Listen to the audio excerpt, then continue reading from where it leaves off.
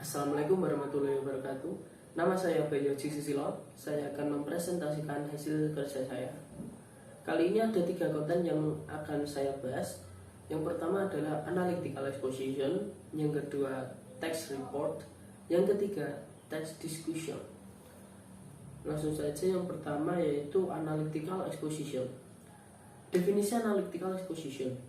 Analytical exposition dalam bahasa Inggris adalah a text that elaborates the writer's idea about the phenomenon surrounding its social function is to persuade the reader that the idea is an important matter. Atau dalam bahasa Indonesia, teks ini merupakan sebuah tulisan yang menunjukkan opini penulis mengenai hal-hal yang mereka pedulikan atau yang mereka anggap penting. Misalnya seperti kejadian, benda, maupun tempat. Dan fungsi tulisan ini adalah untuk meyakinkan para pembaca bahwa topik yang diutarakan atau dibahas itu penting dan bisa diperdebatkan bersama-sama. Lalu struktur analytical exposition. Ada 3 struktur yang membangun analytical exposition, yaitu tesis, argumen, dan conclusion. Di tesis adalah topik utama yang ingin penulis bahas atau yang ingin penulis utarakan. Lalu di argumen, di sini berisi seorang penulis akan mengutarakan, mengekspresikan pendapat mengenai topik yang dibahas. Lalu conclusion, paragraf ini berisi mengenai penegasan kembali posisi dan pendapat penulis terhadap topik utama. Ciri-ciri analytical exposition. Simple present tense, berisi alasan, causal conjunction, internal conjunction, kata ekspresi, dan kata evaluatif. Pertama ada simple present tense. Meskipun teks yang dibaca merupakan kejadian yang sudah lampau, namun argumen yang ditulis haruslah menggunakan simple present tense. Yang kedua, berisi alasan. Dicirikan mengandung argumen yang diperkuat dengan alasan-alasan dari sang penulis. Yang ketiga ada causal conjunction. Teks ini menggunakan causal conjunction, reason why atau sebab akibat. Lalu ada internal conjunction. Internal conjunction merupakan kata yang menghubungkan argumen di antara 2 klausa. Kata ekspresi. Kata ekspresi yaitu kata yang berisi pikiran dan perasaan penulis akan suatu hal. Contohnya ada feel, know, experience, sense, think, dan masih banyak yang lainnya. Lalu ada kata evaluatif. Kata evaluatif itu misalnya trustworthy, valuable, important, dan banyak lainnya. Untuk contoh analytical exposition bisa dicari di Google, ada banyak. Lalu yang kedua ada report text. Report text adalah salah satu jenis teks dalam bahasa Inggris yang menjelaskan detail suatu objek. Detail dalam teks ini adalah detail ilmiah yang meliputi penjabaran objek baik fisik maupun non fisik dari fakta-fakta ilmiah tentang objek tersebut. Dan report text termasuk dalam descriptive text yang memiliki tujuan untuk memberikan informasi-informasi kepada pembaca mengenai objek dari teks itu sendiri. Untuk tujuan report text adalah memberikan beragam informasi terhadap pembaca tentang objek dari teks itu. Lalu yang kedua, memberikan informasi mengenai sesuatu. Pada umumnya akan menggambarkan semua kelas benda, baik alam dan juga buatan.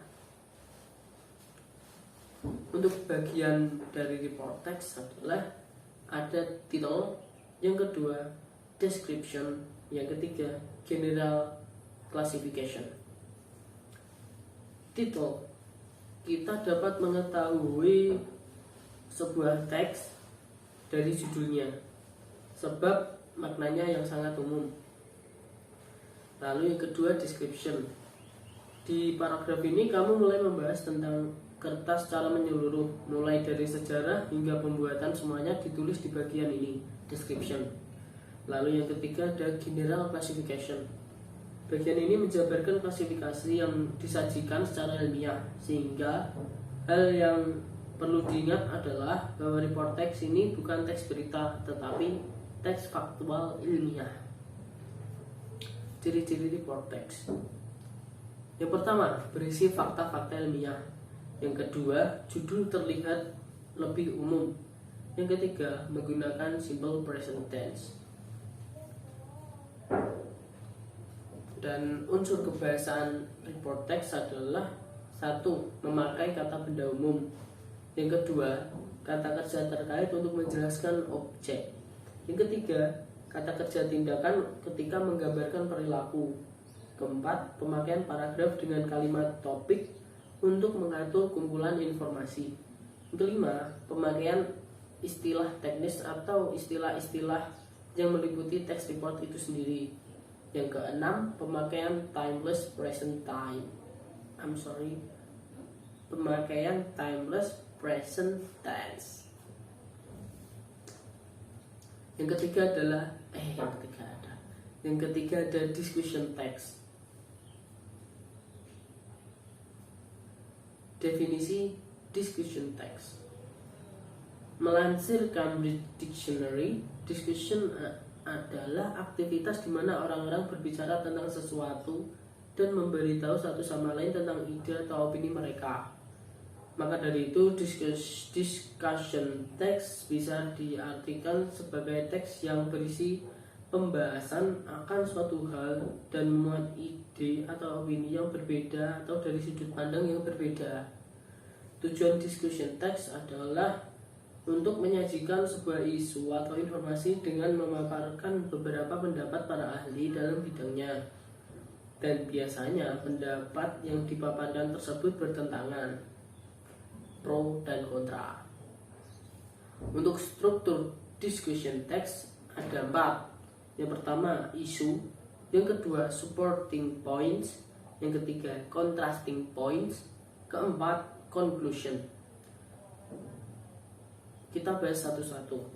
Isu. Bagian ini biasanya terletak di awal paragraf yang berisi penempatan masalah atau isu yang akan dibahas atau yang akan didiskusikan. Lalu yang kedua ada supporting points. Dalam bagian ini penulis menghadirkan pendapat yang mendukung isu atau biasa disebut pro. Yang ketiga, contrasting point. Dalam bagian ini penulis menghadirkan pendapat yang menentang isu atau sering disebut kontra. Yang keempat ada conclusion. Bagian ini penulis menghadirkan kesimpulan atau bisa juga rekomendasi dari isu atau wacana permasalahan yang telah didiskusikan. Lalu ciri kebahasaan dari discussion text. 1.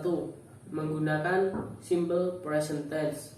Yang kedua, menggunakan modal such as, itu seperti much, should, would, may, dan lain-lain. Nomor 3, menggunakan kata adjektif, kontrastif, dan causal connection seperti similarly, however, furthermore, on the other hand, moreover, in addition, but, nevertheless, dan lain-lain. Sekian presentasi yang saya presentasikan. Semoga dapat dimengerti dan terima kasih.